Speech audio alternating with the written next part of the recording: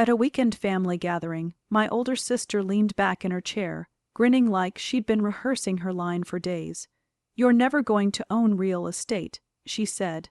My father agreed instantly, almost proud of her. "Yeah, you should stick to renting. It suits you." Everyone stared at me, waiting to enjoy the moment, waiting for me to choke up, look embarrassed, or show even a flicker of hurt. I didn't give them the satisfaction. I just took a slow breath, placed my spoon beside my plate, and replied, "Maybe you're right." The table relaxed, assuming the scene was over, but inside me, something sharper, colder, and much more determined clicked into place. The next morning, long before anyone else woke up, I made a single phone call. That call would flip the story they'd been telling about me my entire life. "My name is Mira, and for as long as I can remember, my family has treated success like a scoreboard. Square footage, mortgage payments, property upgrades, and who could brag the loudest during dinner." I grew up training myself to shrink in conversations that never felt like they included me anyway. My sister Clara was always the golden child. Perfect grades, spotless resume, the daughter who supposedly had everything figured out. When she bought her first house in her mid-30s, my parents acted like she'd won a national award. Every family event became an excuse to polish her accomplishments. I never corrected their assumptions about me. Why would I? They'd already cast me in the role they wanted: the daughter who preferred renting, the one too fragile for the pressure of ownership, the quiet girl who must be struggling but was too timid to say it. They barely asked about my job, offering only a half-hearted, "So how's that little consulting thing going?" They didn't know I wasn't consulting at all.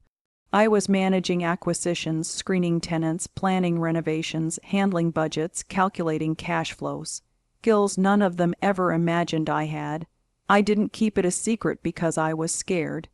I kept it quiet because their praise always went to whoever talked the loudest, and I had no interest in putting on a show. About 3 years ago, during a freezing night in early winter, my phone lit up with Clara's name. Her voice was trembling before I even greeted her. She'd lost her job, and her mortgage, about $3,500 a month, was dragging her under. "Please," she begged, "don't tell Mom and Dad. They can't know I messed up," she pleaded. "I'll pay you back as soon as things get better, I swear." I could hear the panic in her breathing, and for the first time in years, she wasn't the flawless daughter my parents worshipped. She was just my sister, terrified of slipping off the pedestal everyone else had placed her on. So I helped her 1 month, then 3, then 6. By the end of the first year, the payments were automatic. Quiet transfers pulled straight from my business account, invisible to everyone except me. Eventually, she found another job, but the salary was smaller, and the lifestyle she loved didn't shrink to match it. The house, the renovations, the polished image. Everything depended on money she didn't have and pride she couldn't let go of. Meanwhile, I kept growing my real work, expanding my investments, buying a small duplex near the coast, a renovated triplex in the old district, and several single-family rentals in steady neighborhoods. 17 properties altogether, each one generating income, each one quietly paying down its own mortgage and then some. I lived simply, dressed simply, and stayed out of the spotlight, not because I lacked drive, but because real progress is built in silence, not with bragging. But last night, at that dinner table, when Clara smirked and announced what she thought were my limitations, to everyone something inside me shifted. It wasn't her actual words that got to me. It was the confidence she had when she said them, the certainty with which she dismissed me, that quiet assumption that I would always stay small so she could keep feeling large. That was what lingered. She had no idea how wrong she was. The morning after that dinner felt unnaturally still. The kind of silence that hangs in the air after a storm has passed, heavy, waiting, almost asking you whether you plan to rebuild or leave the ruins untouched. I made myself a cup of coffee, opened the blinds of my modest bedroom place, and let the pale winter sunlight spill across the wooden floor. For a few seconds, I simply stood there, breathing slowly, letting flashes of last night replay. Sharp, humiliating, stinging. Clara's laugh, my father nodding along, everyone else watching my expression like it was a spectacle, waiting for me to crack. My phone buzzed on the kitchen counter. A message from Clara. It was a photo of her kitchen, a brand new backsplash, bright lighting beneath the cabinets, followed by a line that made my stomach tighten. Thinking about renovating the main bathroom next. Might as well keep increasing equity. Equity. The word hit harder than anything she said at dinner. She was talking so casually about building equity. With money that never belonged to her, money I had been transferring every month for nearly 2 years. Money she used to refinish a lifestyle she couldn't actually afford. I stared at the picture, shiny tiles, warm lighting, everything looking luxurious, and something cold and steady settled over me. I had kept her afloat, yes, but I had also let her perform. I had let her shine in rooms where I stood behind the curtain, holding up the scenery, so she could look perfect. Not anymore. I opened my laptop, logged into the dashboard for my properties, and let the numbers roll across the screen. 17 units, full occupancy, income rising, months of late. Night planning, budgeting, and renovating had brought me here quiet progress, quiet leverage, quiet power. For years I had lived carefully, spending little, choosing simplicity. Clara lived miles above her budget, and somehow the world still believed she was the responsible one. The unfairness burned, but not as sharply as the truth. I had allowed it. My phone buzzed again. Another message from Clara. Bathroom remodel might be expensive, but it'll add a ton of value. Totally worth it.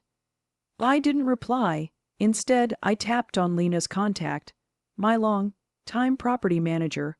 She picked up on the second ring, her voice warm and steady. "Good morning, Mira. What can I do for you?" I sat down at the kitchen table, the surface cool beneath my hands. "I need to make a change," I said. My voice didn't waver. "Stop processing the rent transfers I've been covering for Clara. Starting next month." There was a brief pause. Soft, careful, but heavy. "You're certain?" Lena asked. "I'm certain." "All right. I'll update everything on my end." When the call ended, I stayed seated with my palms resting on the wood, letting the quiet sink in. The decision settled like an anchor, heavy, final, but overdue. 2 years of helping her behind the scenes, 2 years of letting her, and everyone else, believe a version of me that never existed. 2 years of carrying the weight while she took the credit. It was time for reality to catch up. I didn't know exactly what would happen next, but one thing was crystal clear. Clara was about to feel the ground shift. She didn't notice the missing payment immediately. She never did. Her life had always been smooth, money appearing when needed, cushions catching her fall before she even knew she'd slipped. But 3 days later, just after noon, my phone lit up with her name. I already knew why she was calling. "Mira." Her voice wavered, just barely. "Hey, something weird happened with my mortgage payment. The transfer didn't go through," she said. "Did your bank glitch or something?" I leaned back in my chair, letting the silence stretch, long enough for the truth to settle between us. "No," I said calmly, "there was no glitch." She drew in a sharp breath. "Okay. So is it delayed? Should I expect it tonight or tomorrow?" "No," I said. "It's not coming at all." The quiet that followed wasn't real quiet, it was panic dressed up as composure, thin and brittle. "What do you mean it's not coming?" She whispered. "I've covered your payments for 2 years." I said evenly. 24 months, that ends now." Her carefully controlled voice cracked instantly. "Mira, you can't do that. I can't cover the full mortgage right now. I told you I just needed a little more time. You said the same thing last year. That was different." She snapped, then immediately softened, her voice trembling. "I'm close to a promotion, and once the bathroom gets upgraded, the property value will go up. I just need you to be patient." "Patient?" The word tasted sour. "Clara," I murmured, "I'm done carrying you while you pretend you're standing on your own." A sharp, angry exhale came through the speaker, half disbelief, half insult. "So that's it. You're doing this because of what I said at dinner. You're overreacting, she snapped. You know I didn't mean it like that. You meant every word. I replied. Silence, this time, the kind that exposes everything you've been avoiding. But, why now? She asked finally, her voice unsteady. Why would you choose this moment to pull the rug out from under me? Because last night was the first time I saw things clearly, how my silence had become permission. How my help had turned into her entitlement. How my care had become a shield she hid behind while laughing at me across a dinner table. But I didn't say any of that. I only said because it's time. Her breathing grew ragged. Mira, I can't lose the house. If Mom and Dad find out I couldn't handle it, I'll fall apart. This is your responsibility, I said quietly. Not mine. She started begging then. Quick, frantic promises, to spend less, to find a better job, to pay me back someday. Words I'd heard for 2 years, excuses dressed as plans. I'm not your safety net anymore, I said. You need to learn what living within your means actually looks like. There was a long, heavy pause. Then she hung up without saying goodbye. 2 hours later, a new message flashed across my screen. I'm calling a family meeting tonight. The words felt like a warning, but I wasn't scared. I felt something else, truth finally stretching its lungs. That night, the living room seemed smaller than usual, as if even the walls sensed what was about to happen. Mom sat on the sofa, wringing her hands. Dad stood stiffly by the window, jaw clenched. My uncle, Ronan, hovered by the doorway, ready for the drama, and Clara. She stood in the center of the room, Mai's red makeup blurred, trying and failing to look composed. She didn't wait for me to sit. Tell them, she demanded, her voice thin and sharp. Mom frowned. Tell us what? Clara swallowed, her throat bobbing painfully. I can't afford my house payments. Mom blinked, startled. Dad's eyebrows twitched, surprised but not shocked enough. I kept my mouth shut. I haven't been able to. For almost 2 years. Clara continued, her voice cracking. A thick silence fell. Then Ronan coughed softly. 2 years. Clara's eyes flicked toward me, then away. Mira's been helping me, she whispered. Dad straightened, his voice low and rigid. Helping you how? Clara took another unsteady breath. She's been paying my mortgage. Mom let out a small gasp, her hand flying to her chest. Dad stared at Clara like she had just confessed to setting the house on fire. $3,000 a month, he muttered. Every month. Yes, Clara whispered. All eyes shifted to me. Shock, confusion, embarrassment mixing into a heavy silence. Dad finally spoke, but Mira rents. I barely what? I asked, my voice calm and steady. Barely manage my life, barely stay afloat, barely understand money. His face darkened with shame. I reached into my bag and pulled out a slim folder. The same portfolio summary Lena prepared for conversations like this. I placed it on the coffee table and slid it toward him. You might want to read that before you finish your sentence. Dad hesitated, then opened it. The shift in his expression was almost dramatic. Confusion, disbelief, then stunned silence. He looked at Mom, then back at the papers. 17 properties. He whispered. Mom leaned over his shoulder. Rental income. Market value. These numbers. Her voice faded. Uncle Ronan's eyes widened. This says your portfolio is worth almost $4 million. Dad lowered the folder slowly. Mira, is this real? It's accurate, I said simply. I've been managing my own investment properties for years. Another silence filled the room, heavier than the ones before it. Clara couldn't look at anyone. Her shoulders trembled as she wiped beneath her eyes. You never said anything, Mom whispered. You never asked, I replied. Dad's mouth opened, then closed again. He looked smaller somehow, less certain of the version of the world he'd built in his head. All this time, we thought, I know what you thought. I said gently, and I chose not to correct you. Clara finally lifted her gaze. I didn't want anyone to know I was struggling. She said, I couldn't handle feeling lesser.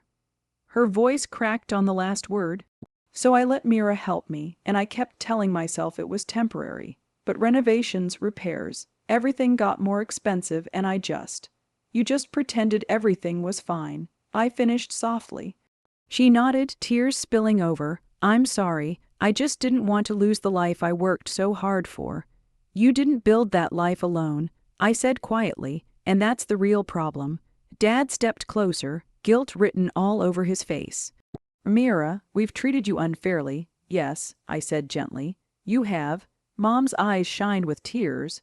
Why didn't you tell us you were doing so well? Why hide something so wonderful?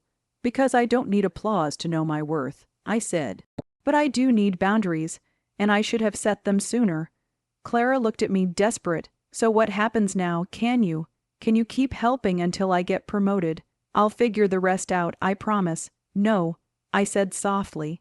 Not anymore. Her face crumpled. Mira, please. I love you, I said gently, but I'm not financing a lifestyle you can't afford. You have 30 days to decide what to do with the house. Sell it, refinance, downsize, but it's yours to handle, not mine. She shook her head as fresh tears spilled. They'll think I failed. Dad spoke before I could. You didn't fail because you needed help, he said firmly. You failed because you hid it, while pretending you were better than the person helping you.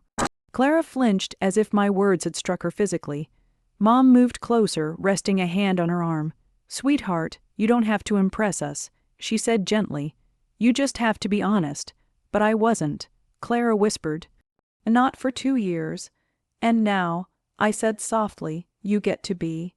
The room's tension softened. Truth had reshaped everything. Assumptions, judgments, even the pedestals we had placed each other on. For the first time in years, no one was pretending. Dad's voice, quieter than I'd ever heard it, broke the silence. Mira, I owe you a real apology. I know I said things, but we can get there. Clara wiped her face, shaky breaths racking her shoulders. I never meant to hurt you. I know, I said, but you did, and now we fix it by being real, all of us.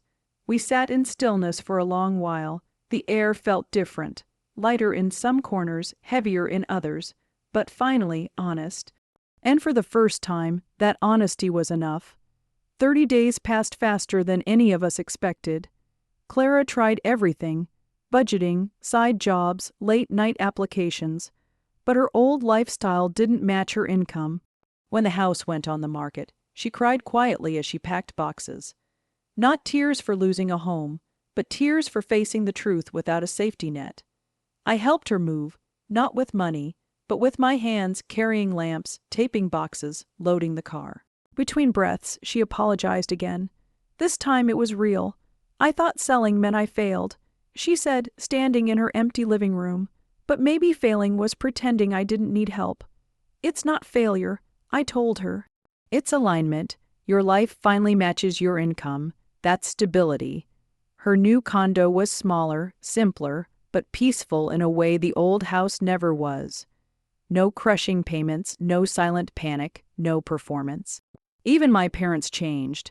Dad started asking my opinion on refinancing their cabin, and Mom would text me articles about real estate trends. Pride, but quieter, curiosity without judgment. Sunday dinners felt different, too. Fewer comparisons, more conversations. For once, no one was bragging or judging. They were just talking. Clara began rebuilding her finances, one honest step at a time. Our relationship, stripped of secrets and expectations, finally felt like sisterhood instead of obligation. And me, I felt lighter, as if I had reclaimed the space I didn't realize I had given up. Looking back, I understood the real victory wasn't exposing the truth. It was learning that boundaries aren't walls, they're protection. My family sees me differently now, not because I proved anything, but because I finally stopped shrinking. Clara is rebuilding honestly this time, and we're closer for it. Peace feels different when it isn't bought with silence. If you've ever been underestimated by the people who should know you best, you're not alone. Your voice and your boundaries matter.